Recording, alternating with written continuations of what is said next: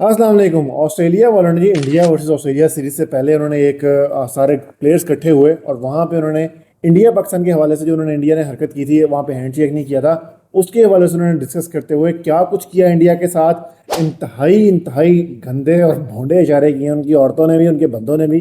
Detail में इस video में बात करेंगे किस तरह इंडिया को इंसल्ट किया गया और ये इंडिया को इस तरह इंसल्ट करने की तुक क्या बनती थी, क्यों किया गया, क्या इसके पीछे मकासद थे, डिटेल में इस वीडियो में बात करेंगे।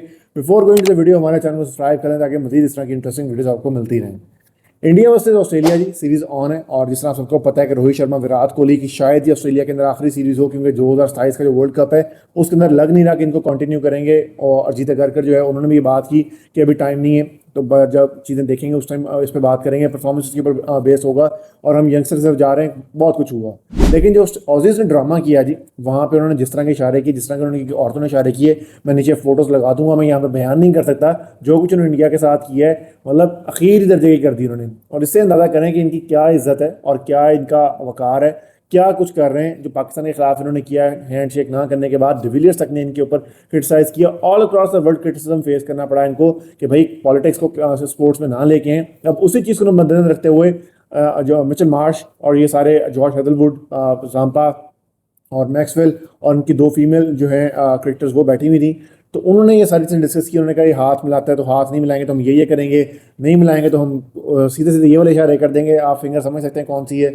वो सारे इशारे उन्होंने करके दिखाए और जिस तरह की उन्होंने हरकतें की हैं, तो that was pretty pretty pretty too much for Indians. और अगर थोड़ी सी गैरत हो तो मैं ख्याल डूब मरने का मुकाम है। अब यहाँ पे दो चीज़ें, एक चीज़ तो ये कि जानबूझ के किया गया और ये बात मैं बहुत अरसे से करता जा रहा हूँ कि अब जो नई राइवलरी है वो इंडिया वर्सेस जो है ऑस्ट्रेलिया क्रिएट की जा रही है, पाकिस्तान वर्सेस इंडिया जो है उसको ख़त्म किया जा रहा है, कोशिश की जा रही है। जिस तरह आपने एशिया कप के अंदर भी देखा होगा कि पहला जो मैच हुआ उसके अंदर पाकिस्तान को बिल्कुल वेटेज नहीं दी गई मैच को, और बहुत सारी सीट्स खाली पड़ी क्योंकि उस हिसाब से चीज़ को बेचा नहीं गया। अब ये वाले टैक्टिस करके इश्तियाल दिलाया जा रहा है जो इंडियन बैठे हुए हैं। ऑब्वियसली जब वो इश्तियाल आएगा तो मार्केट बढ़ेगी, उनकी व्यूअरशिप बढ़ेगी।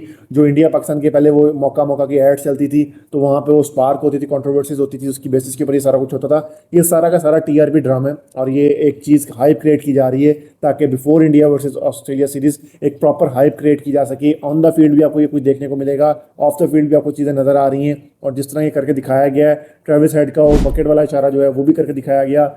और जो उसने कहा था कि भाई मेरी उंगलियां बहुत जल गई थी तो मैंने वो किया था, और क्या इशारा है वो भी आप सबको पता है। उनके फीमेल जो है प्लेयर हैं उन्होंने क्या इशारे किए हैं, वो इस तरह के इशारे करती रही हैं, वो भी आपने देखा होगा। मतलब उन्होंने नेक्स्ट लेवल पे लेके चले गए इस चीज़ को। अब उसका रिप्लाई जो है ऑब्वियसली अगर इंडिया अच्छा खेलेगा तो ये मजीद जो है वो बेहतर इसमें रेवेन्यू जनरेट होंगे, और रेवेन्यू जनरेट करने के लिए ये सारी चीज़ें करनी पड़ेंगी। ऑन द फील्ड बहुत सारी सेंक्शंस आ रही हैं, बहुत सारी प्रॉब्लमेटिक चीज़ें आ रही हैं। उन्होंने चीज़ों को सिस्टमेटिक वे से रखते हुए वहाँ ब्लर कर दिया, वहाँ पे सारी चीज़ें की। लेकिन ये एक लेवल जो है स्टेप नेक्स्ट लेवल पे ले जा चुके हैं और इसकी बेसिस के ऊपर इस सीरीज़ के अंदर हाइप बहुत ज़्यादा बढ़ जाएगी। जिस तरह आपने लास्ट सीरीज़ में देखा होगा, बॉर्डर गवास्कर के अंदर भी देखा था, सैम कॉन्स्टास आए तो बुमराह जो है उसके ऊपर चढ़ रहा है, विराट कोहली उसके ऊपर चढ़ रहा है। ये सारा का सारा एक ड्रामा था, सारा का सारा एक टीआरपी ड्रामा था ताकि जो व्यूअरशिप है उसको टारगेट किया जा सके। जितने इस तरह के इंसिडेंट्स होंगे उतनी ज़्यादा टीआरपी मिलेगी, उतना ज़्यादा यहाँ पे लोगों का इंटरेस्ट डेवलप होगा, उतनी ज़्यादा क्रिकेट के अंदर रेवेन्यू जनरेट होगा। तो मेरे ख्याल से तो ये सब ड्रामेबाजी है। लेकिन जो ऑजीज़ ने किया है, जिस तरह के इशारे उन्होंने बैठ किए हैं कि इंडिया ने हैंडशेक नहीं किया पाकिस्तान के अगेंस्ट, पाकिस्तान को बीच में लेके आए और सारी चीज़ों को उन्होंने इस तरह डिस्कस किया, तो that was pretty too much for me. और मैंने ज़िंदगी में पहले क्रिकेट के अंदर तो एटलीस्ट ऐसा नहीं देखा जिस तरह के इशारे किए गए हैं।